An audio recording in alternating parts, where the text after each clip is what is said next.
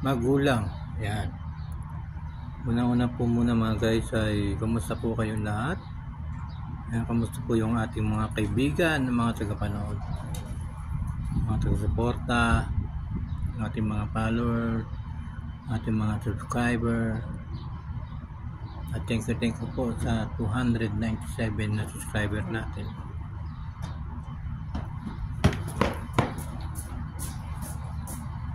Ang tatalakayin po natin mga guys ay magulang. Yan. Gaano nga ba kahalaga ang ating mga magulang? Mahalaga ang ating mga magulang.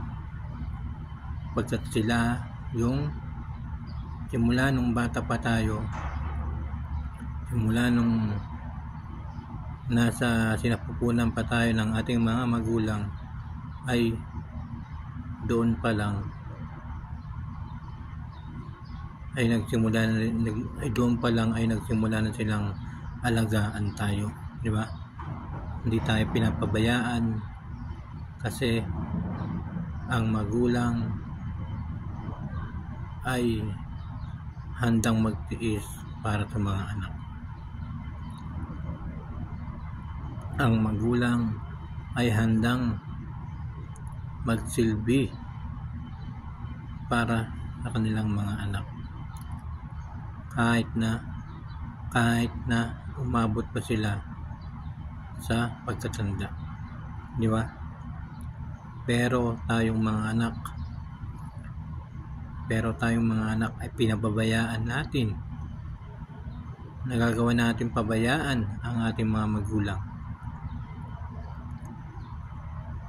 Meron din namang mga anak na hindi pabaya sa kanilang mga magulang.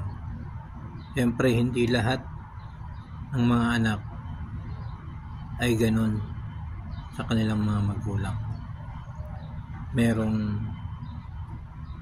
hanggang sa pagtanda nila ay mahal pa rin nila at inaalagaan pa rin nila ang kanilang mga magulang. Pero dapat simula ng nasasapunan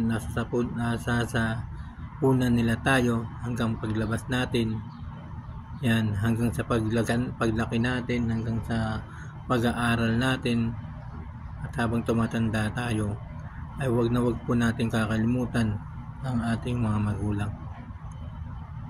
Kailangan kahit na may asawa na tayo, kahit may mga asawa na ang kanilang mga anak, ay dapat nandiyan pa rin tayo at nakapokus at handang tumulong sa ating mga magulang.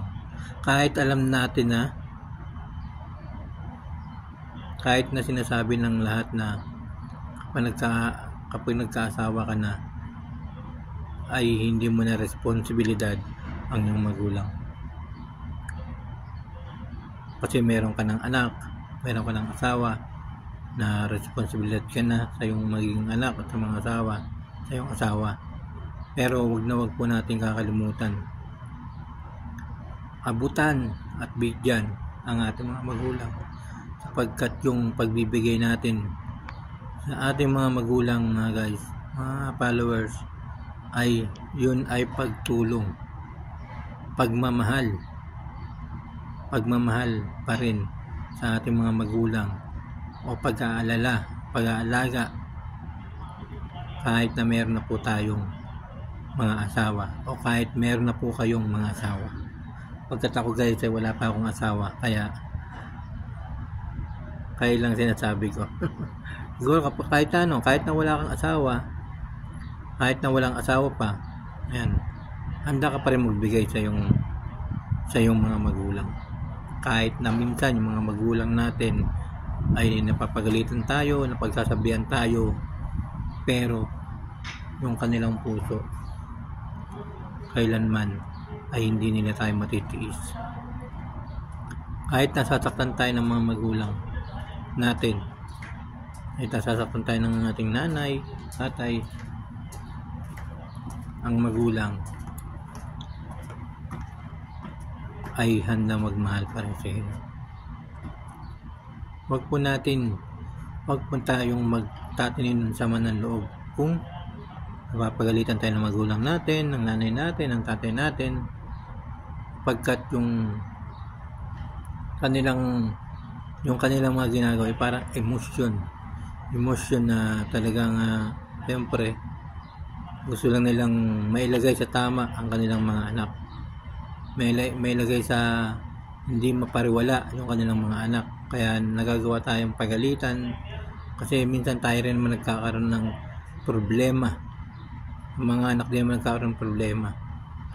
Kaya ang magulang ay dapat natin ingatan hanggang pagtanda, hanggang habang tumatanda sila, kailangan nandun po tayo sa tabi nila, pagkat ang magulang ay napaka-importante sa buhay ng mga anak. Maraming salamat po sa inyong lahat.